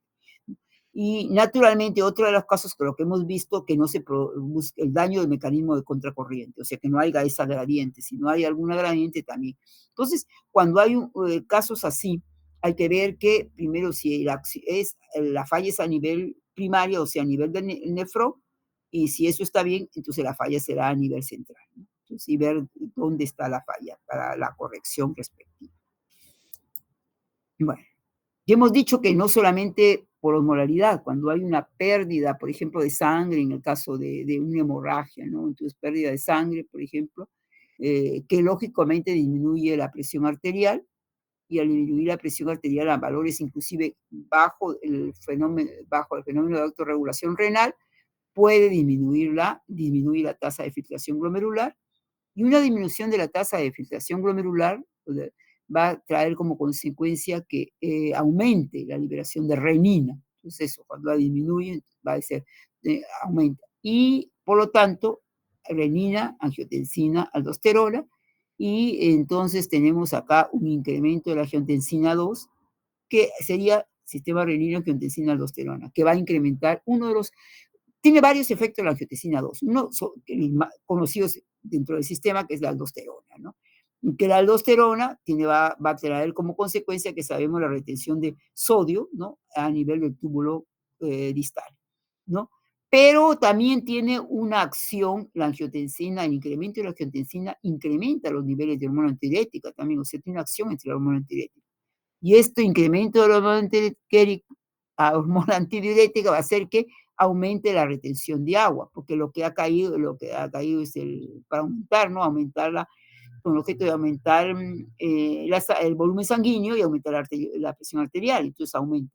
Y también el agua, se retiene más agua porque también la aldosterona, al resolver a sal, también reabsorbe agua, acuérdense, ¿no? Entonces tenemos acá doble, una retención de agua al final, eh, producido por la hormona antidiurética, estimulada directamente por la angiotensina 2 y otra por la incremento de aldosterona que incrementa la retención de sodio, ¿no? Y por otro lado, también la angiotensina 2 tiene una acción en la sed. Entonces también va a incrementar la sed, lo que hace un incremento del ingreso de agua. Con esto, sed que involucra el agua, retención de sal al final y de agua para tratar de corregir, o sea, aumentar en casos de que haya una pérdida de sangre, ¿no? Y por lo tanto los niveles de presión arterial. Bueno, ese es recordarles que el sistema renina-angiotensina-aldosterona, solamente su participación acá, que es en el riñón, ¿no? Porque esto ya me imagino que lo habrán revisado también en la parte de cardio, por su control en la presión arterial, en los volúmenes, y también se revisa pues en endocrino, porque la producción de aldosterona, que es una hormona que actúa a nivel renal. Entonces, eso es como les digo, esta parte es más situarnos y recordar todo esto. En este caso, como vemos, ¿qué estimula la producción, o sea, el eje renina-angiotensina-aldosterona? Los niveles de sodio. Entonces, acá tenemos los niveles de sodio cuando caen, son entonces captados por estas células de la mácula densa que hablábamos cuando indicábamos de que salía, digamos, salía pues la rama ascendente del asa de Henle, y entonces ahí tenemos unos sectores que son unas células que son las de la mácula densa. En todo sistema que es el aparato yuxtaglomerular. Capta los niveles de sodio, y entonces al captar los niveles de sodio, se da cuenta y entonces produce la liberación, acuérdense que la renina estaba en estas células de tipo mesanglial, son células yuxtaglomerulares que se encuentran aquí taponeando. Entonces esas son las que producían efectivamente todo esto, la renina, ¿no?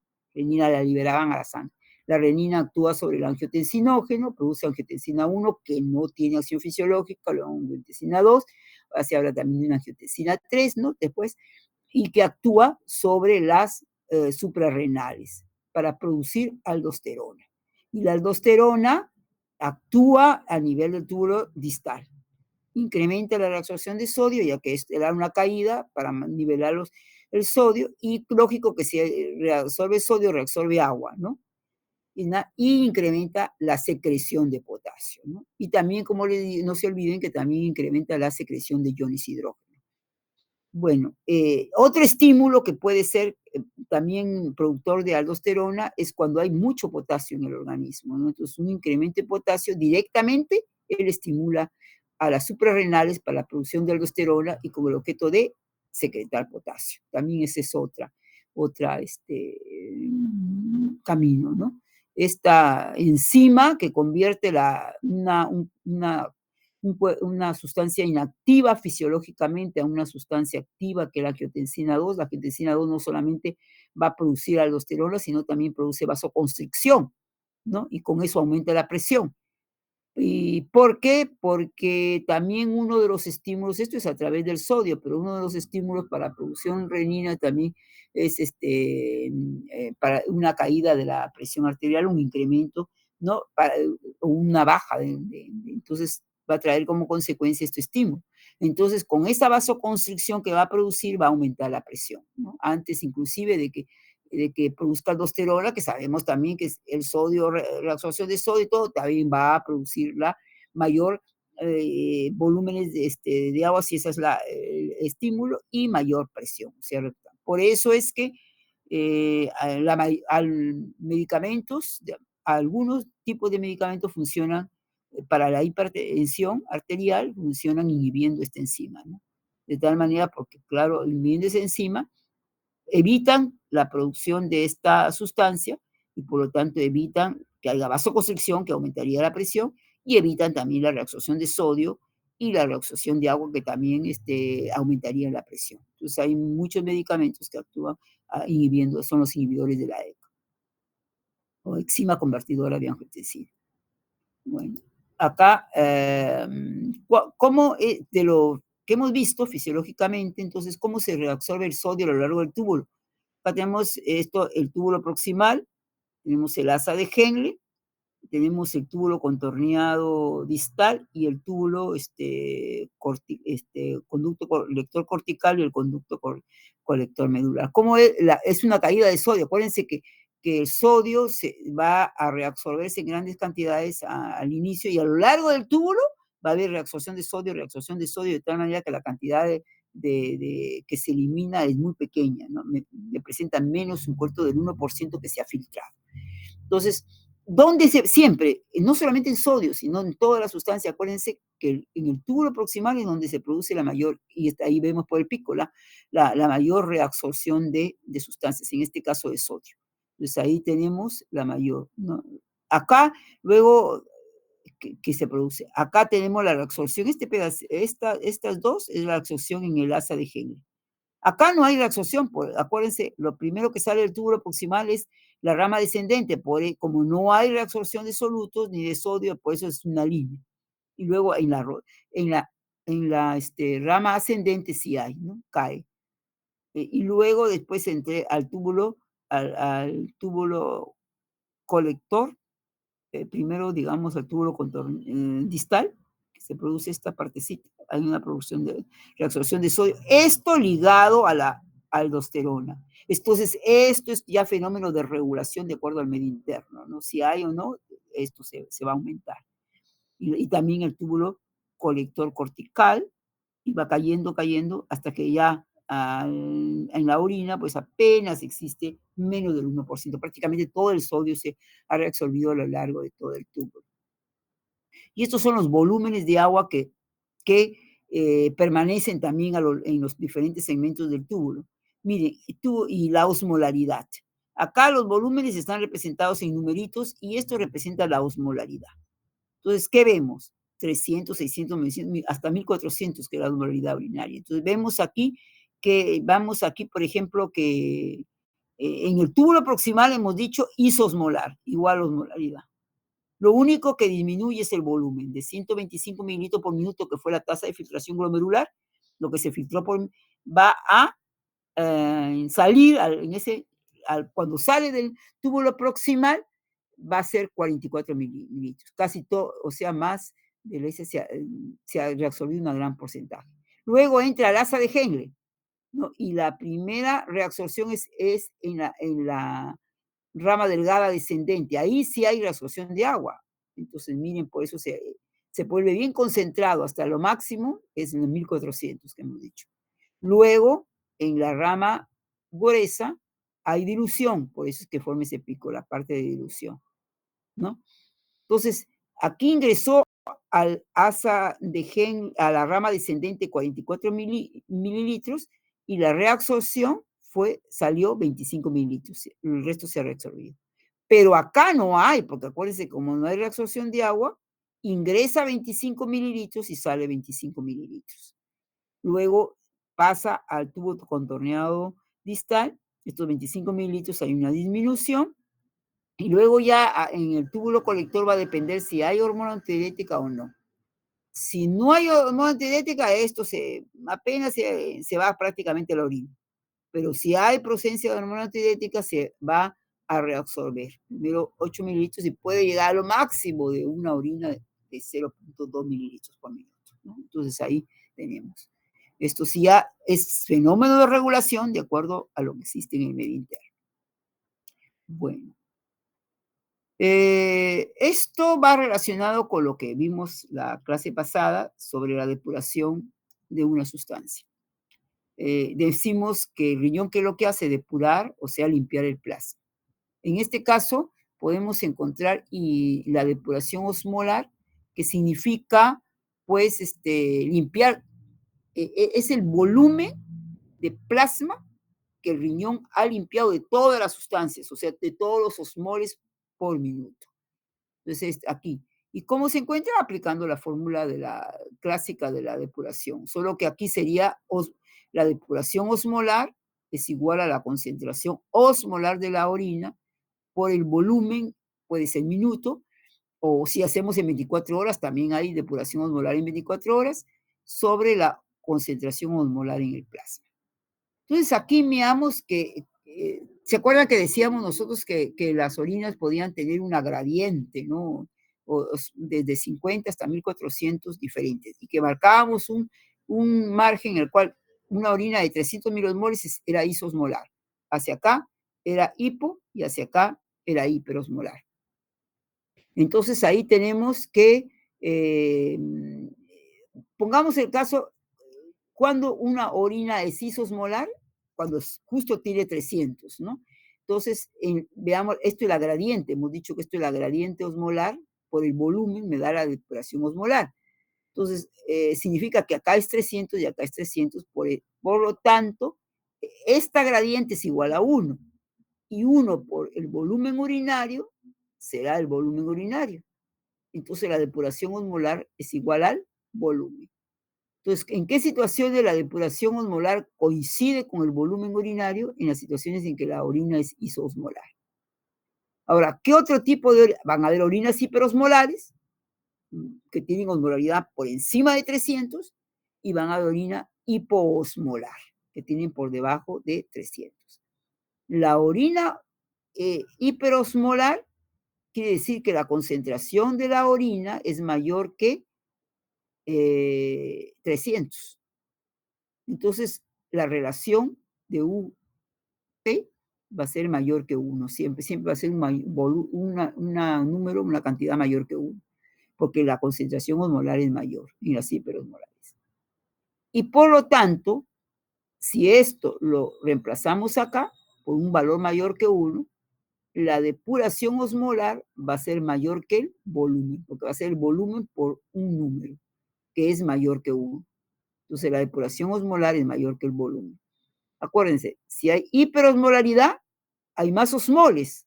Por eso la depuración, el volumen que se ha limpiado va a ser de osmoles, va a ser mucho mayor que el volumen urinario. Aquí podemos encontrar en ciertas situaciones qué es lo que en una situación de hiperosmolaridad, ¿cómo está la hormona antidiurética? Está elevada. ¿Qué es lo que ha hecho el riñón?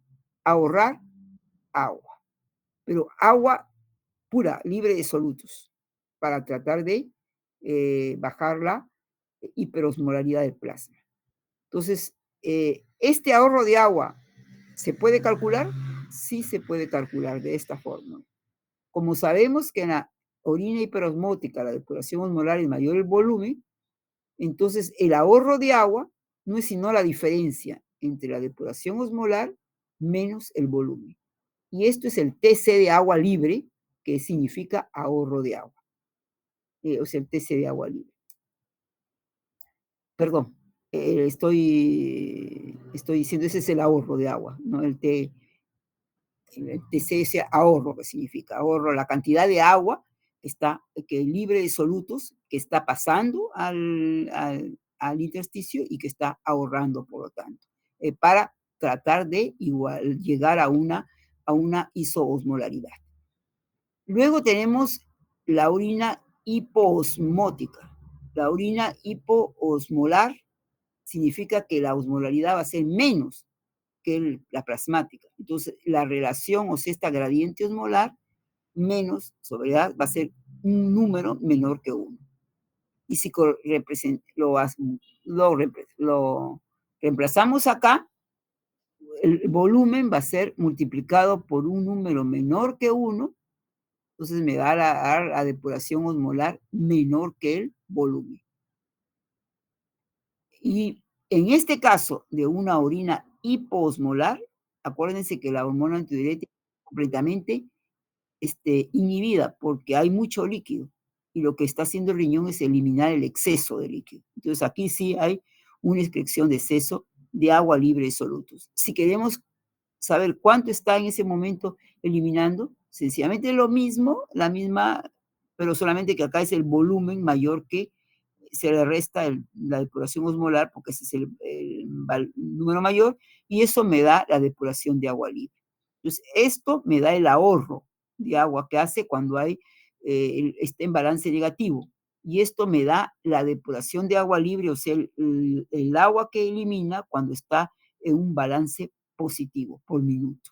¿Y cómo se encuentra? Se encuentra encontrando la depuración osmolar, o sea, aplicando la fórmula de depuración osmolar y luego comparándolo con el volumen. Pues si la depuración osmolar es mayor, acuérdense, ese hiperosmolar resta, me da lo que ahorra. Si el volumen es el mayor, entonces significa que está en balance positivo, su diferencia, su resta me da la depuración de agua libre. Bueno, esto, y entonces tenemos aquí que hay estímulos, por último, he colocado acá los estímulos de que pueden aumentar la hormona antidiurética y disminuir la hormona antidiurética en ciertas situaciones. Por ejemplo, aumenta el incremento de la osmolaridad, que ya sabemos, que lo hemos estudiado. También la disminución del volumen sanguíneo, que también lo hemos visto. La disminución de la presión, claro, para jalar más agua, sodio, entonces también. Y estas situaciones, por ejemplo, en las náuseas, generalmente se ha visto que hay un aumento de hormona antidiurética y hay una retención entonces de agua, ¿no? En la hipoxia también hay un aumento de hormona antidiurética y una retención de agua. Es muy común, por ejemplo, cuando se sube a la altura, ¿no? El hecho de la hipoxia determina a la persona un aumento de hormona antidiurética y el volumen urinario disminuye, ¿no? Entonces, y cuando ya significa el proceso de aclimatación, ya la persona está mejor, entonces ya además aclimatada, entonces ya el volumen urinario se restablece. Es causa de alarma que la persona, pues, el volumen urinario, no haya volumen urinario en esa, porque significa que no está aclimatándose y pudiera retener agua y después hacer edema de pulmón, ¿no? Edema cerebral, en fin.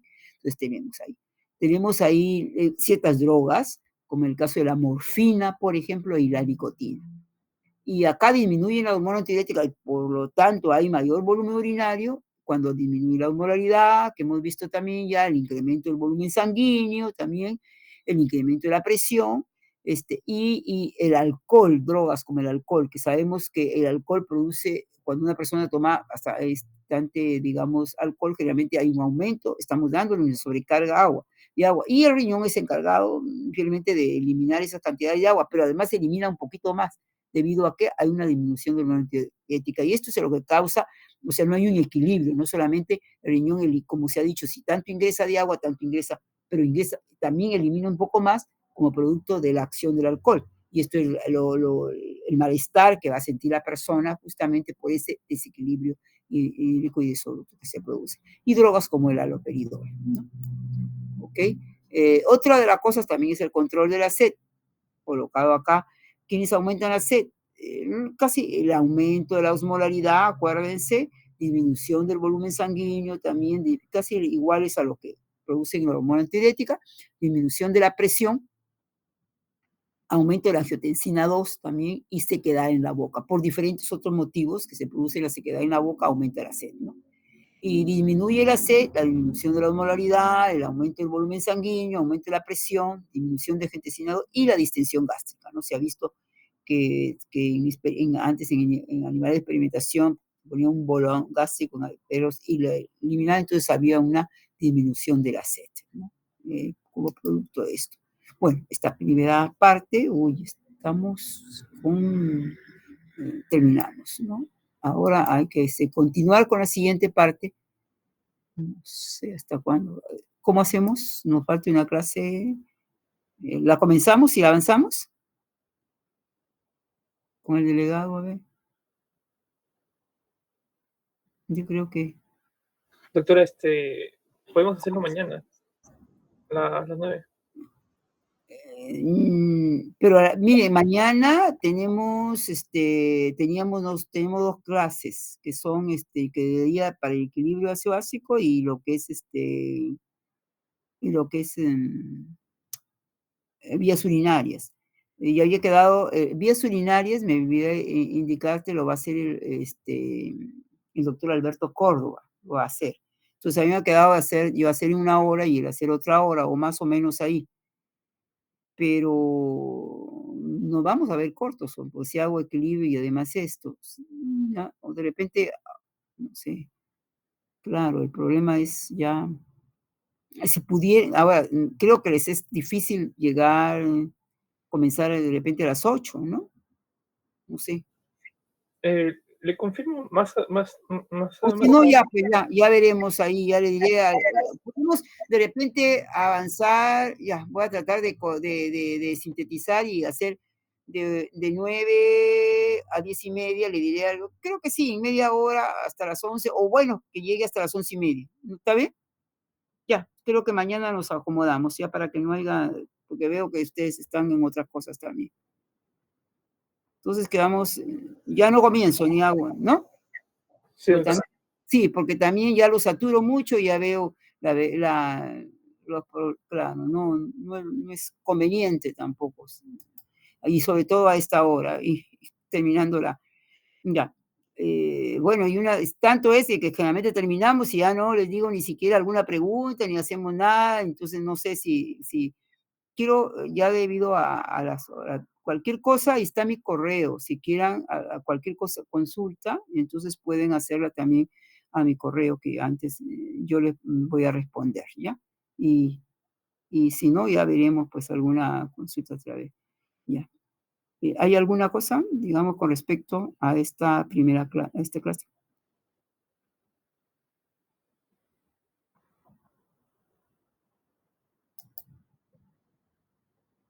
Bueno. Entonces ya damos por concluida pues esta sesión y nos vemos mañana a las 9. Le voy a decir al doctor que ingrese, nos vamos a acomodar ahí, ¿ya? Con respecto de vías urinarias. Ya, buenas noches. Gracias, doctora, buenas noches. Gracias, doctora. Buenas noches.